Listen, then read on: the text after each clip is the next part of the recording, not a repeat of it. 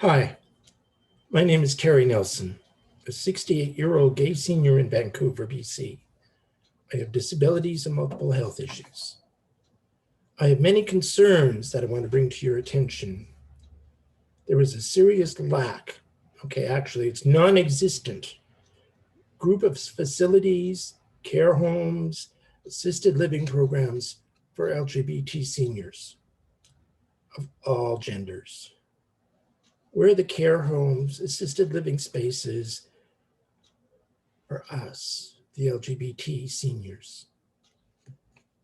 I spent most of my childhood in Regina, Saskatchewan, not known for being the safest place for an obviously gay child. I was bashed, harassed, and abused all through public and high school by students, teachers, strangers, and my own family. I lived in fear the entire time, to the point I hated going to school. Because of that, I have PTSD, but I'm not alone. This is rampant in our community. Despite that, I became an activist in my teens and fought back. I even sat on the board of directors of the Saskatchewan Gay Coalition, an early gay rights group. I did many radio and newspaper interviews while still living in Regina. I faced constant harassment the entire time. But now I continue to be an advocate. Unfortunately, my health is such I need to seriously consider going into some sort of assisted living space. I find that scary, to be perfectly blunt. There is no way in hell I will ever go back in the closet, ever. I can't. But I know many, many others who did, and they are miserable. They were back living the lie that they were not who they were seeming to be. The fear of homophobia, violence, hate, and harassment is real. Our generation came from a time where our sexuality was illegal and there were dire punishments if you ever found out. Things have improved, but not enough. There are no proper residences or care facilities for us. None. And this is criminal. Where are we supposed to go? Where we will be safe, respected, and cared for and about.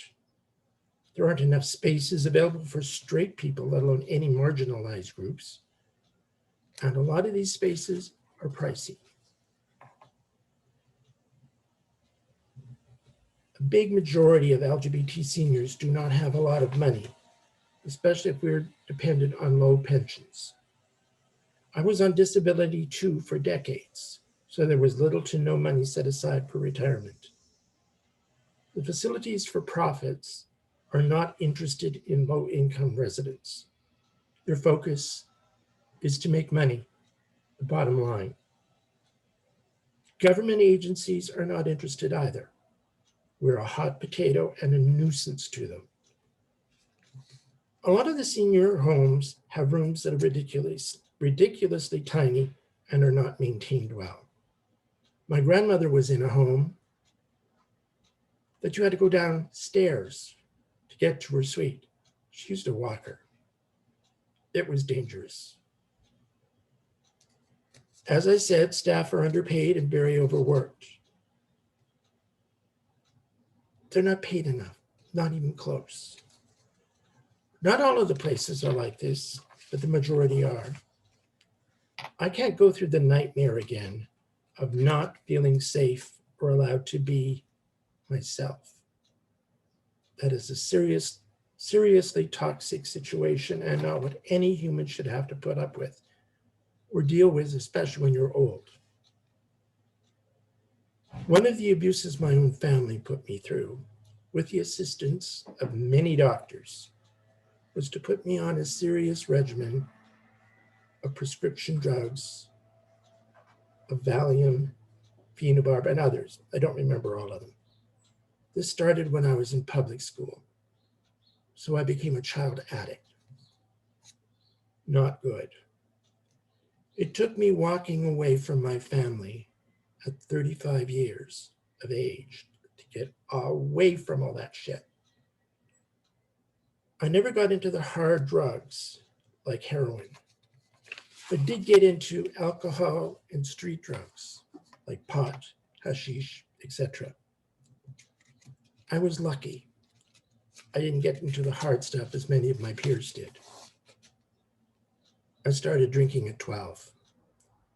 I was almost 6 feet tall then and never got carded. I was doing theater and hung out with 20-plus-year-olds. I would drink to the point of blacking out because of the pain of the history of abuse. Today, I can't be around that lifestyle at all. The PTSD fear is there of going back to that life to help ease the pain I still deal with. That would be suicide. I can't go that route again. I tried when I was younger.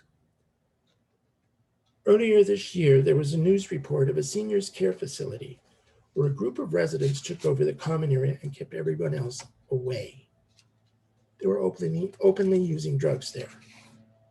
Not a common occurrence, true, but a scary one for people like me. LGBT people have been known forever to block out the pain and shame we deal with by using drugs, alcohol, and sex. That's a fact. But for those of us who stopped using, it's a huge risk to be around that again.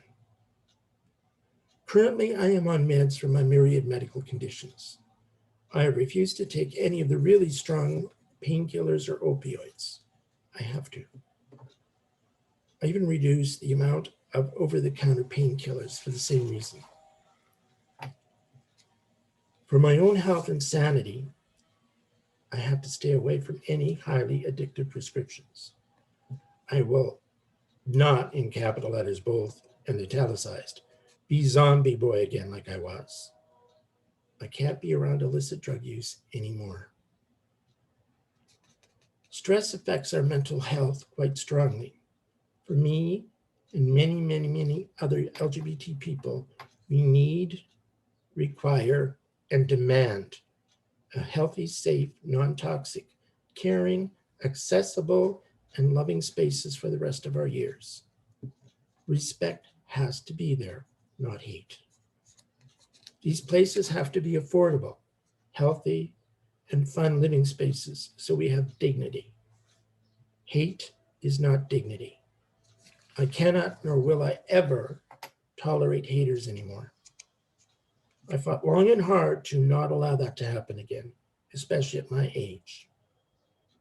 Please, please consider what I've talked about and work to make change happen. Too many suicides happen in our community for many of the reasons I've mentioned. But when things feel hopeless and with no end in sight, it seems to be a solution. This must stop, and stop now. Thank you.